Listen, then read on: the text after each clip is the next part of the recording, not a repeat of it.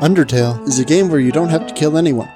But how are you supposed to get stronger without all that sweet EXP? And what is the maximum EXP anyway?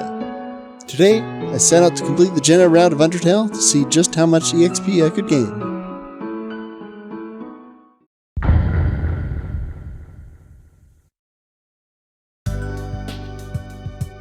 The first challenge in a max EXP Geno run is deciding what rules to use. With glitches and exploits, it's actually possible to get an infinite amount of EXP. And even without glitches, you still always end up at exactly level 20 by the time you defeat Sans. So for the purposes of this challenge, here are the rules I followed. 1.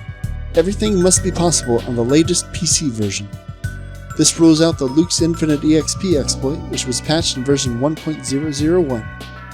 2. The run must follow the glitchless ruleset from speedrun.com.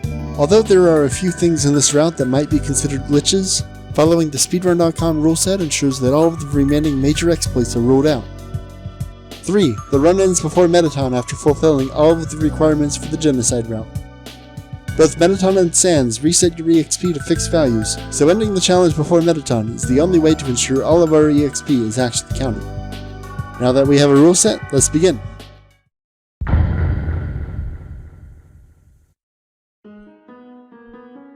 We start off the run like any other, navigating through the ruins with Toria. Our first real battle is with a dummy, but it doesn't give any EXP and doesn't count as a kill, so we can spare it. Next up is a single frogget. This encounter is unique because it doesn't count towards the kill counter and also gives much more EXP than any other frogget. So we kill this frogget with a single attack. Once Toria leaves us, it's time to talk about the kill counter. Each region has its own kill counter and target number of kills. For ruins, this target is 20 kills. Once we reach 20 or more kills, random encounters stop spawning. However, we are still able to get random encounters even if we're just one kill short of the kill count. So our goal for now is to reach 19 kills with the highest EXP monster in ruins. This happens to be Luke's, so we flee or spare any monster we run into in the meantime. Before we can get to the area with Luke's, we have to deal with Napstablook. Napstablook can't be killed, and defeating them with attacks doesn't affect EXP. Notice that the text says experience point instead of EXP. We spare Napstablook just because it's faster, and move on to the next area. Luke's is unique in that the player is able to control how much EXP he gives using the various acts. On the initial release of the game, there was no cap to how much EXP Luke's can give. But there was a cap added in version 1.001, so we will be reaching the maximum value of that cap. However, it's a little complicated, so I'll quickly explain what's going on. Luke starts with a default EXP reward of 7 EXP. If you pick on Luke's, the game first checks if Luke's is spareable, with a yellow name. If Luke's is spareable, pick on just makes him no longer spareable, changes his name to white. If Luke's was already not spareable, the game then checks if his EXP reward is less than 20. And finally, if it is less than 20, the game adds 5 EXP to the EXP reward. If you use Don't Pick On, the game first checks if the EXP reward is greater than 4. If it is, the game subtracts 2 from the EXP reward. Finally, Luke's is said to be spareable. So with a strategy of just picking on Luke's, we'd start with 7 EXP, then go to 12, then 17, then 22.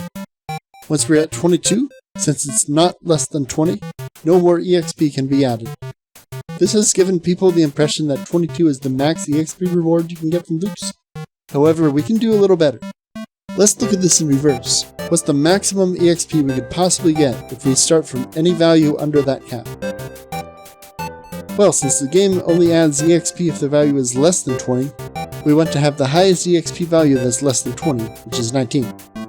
So adding 5 to 19 gives us a theoretical maximum 24 EXP reward. Now we just need to work backwards from 19 to get to the default of 7. We can't get to 7 right away because if we subtract 2 sets of 5 we get to 9, but if we subtract 3 sets of 5 we get to 4. So let's subtract 3 sets of 5 and try to work from the other direction. From 4, we once again can't reach 7 directly by just adding 2. However, one thing we can do is reach 12, which is 5 more than 7. we need 4 sets of 2 to reach 12. And then all we need to do is subtract the 5 again to get to our original value of 7. So let's recap. Starting from the maximum value of 24, we subtracted 5 4 times to get to 4, then added 2 4 times to get to 12, and finally we subtracted 5 one more time to get to 7. Reversing these steps gets us the operation that we need to perform. Add 5 to get 12, subtract 2 4 times to get 4, then add 5 4 times to get to 24.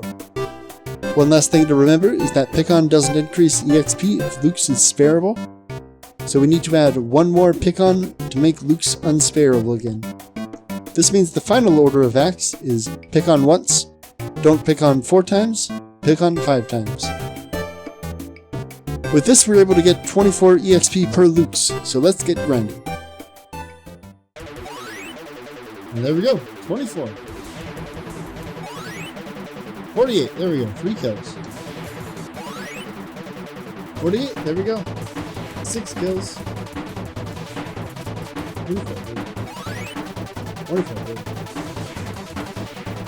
48, yes, okay. That's 12. 48, okay. Okay, that gets us up to 15. 17. 24, there we go. When we get closer to the end of the kill count, we need to be careful to stop at 19 kills. Once we're at 19 kills, we need to get one final double Luke's encounter for another 48 EXP. Now it's time to go see Toriel and politely ask her to let us leave.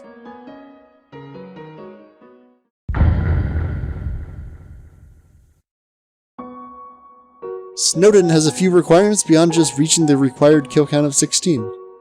In order to stay on the genocide route, we must kill Doggo, Dogami, Doggaressa, and Greater Dog, none of whom count towards the kill count. We also need to kill a Snowdrake, and we can't spare or flee from Lesser Dog, who does count towards the kill count.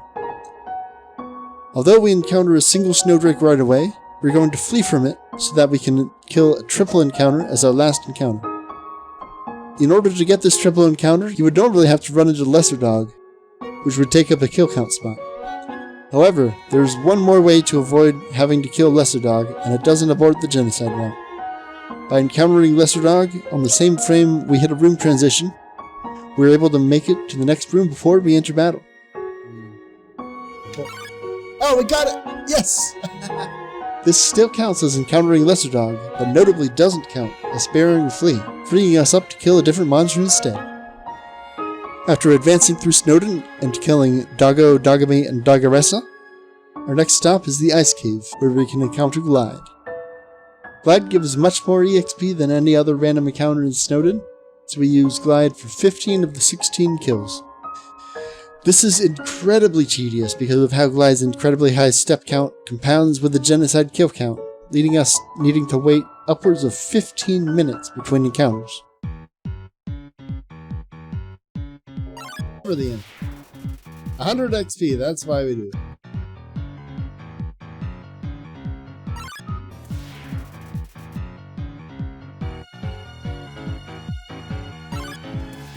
Okay.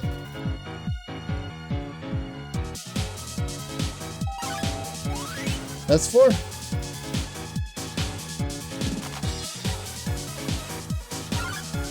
That kill is nice.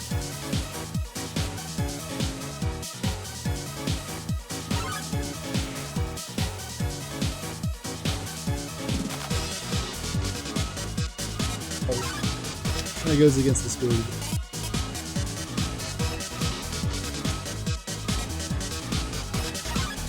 There we go, that's it.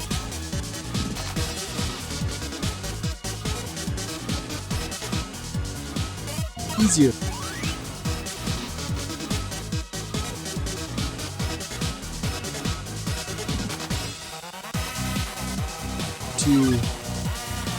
Here we go.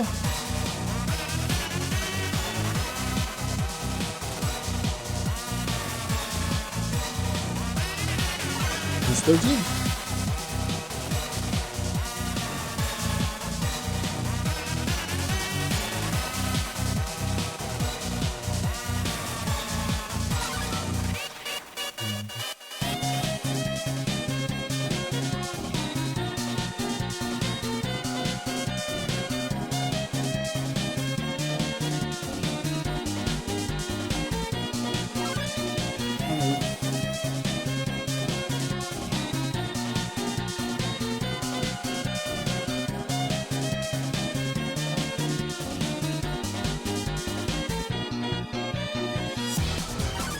really hope I remember it.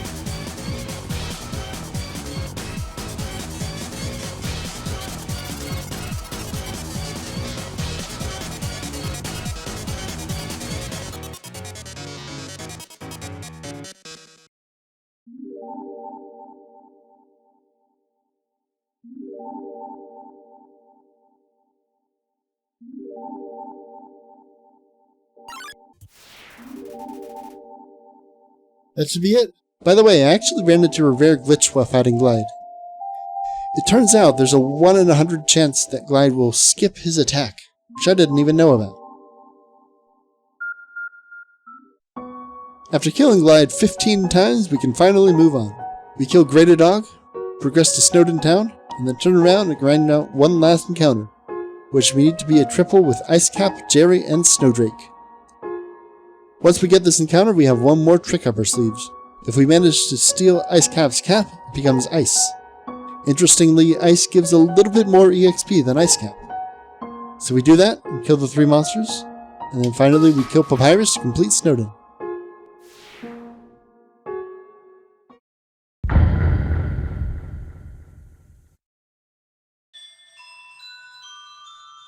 Washua and Aaron are tied for the highest EXP in Waterfall, so that's what we'll use for the kill count of 18. By killing these two before moving on, we can exhaust the kill count before having to defeat Glad, Dummy, and Shiren, which would both count towards the kill count.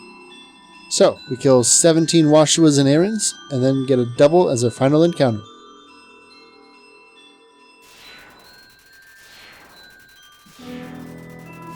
If I level up,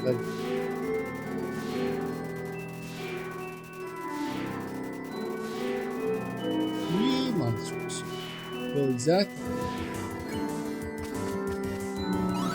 I'm flexing to make it a one-hit kill. We then move on to kill Shiren and Glad Dummy, both of which are required for the genocide route. Finally, we reach Undying the Undying at level 13, allowing us to deal way more damage than usual.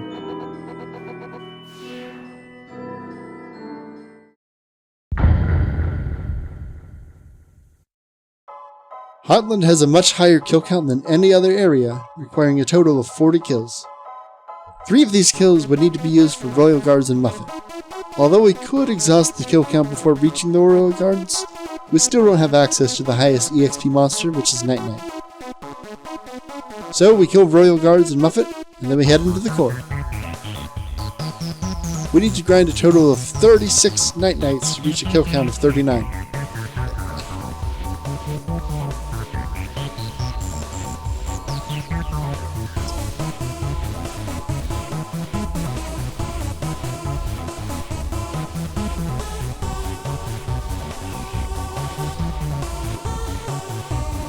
Once we have 39 kills, we need to encounter a core triple, which consists of Final Frogget, Astigmatism, and a Wenzelot. This encounter gives the highest total EXP, even higher than the combined Night Knight and Magic. After killing the core triple, there's one last group of monsters we can kill. Even though we have reached the kill count, the Warrior's Path remains open until Mettaton is defeated. So we head to the Warrior's Path and kill all 7 monsters we find there, reaching the end of the challenge.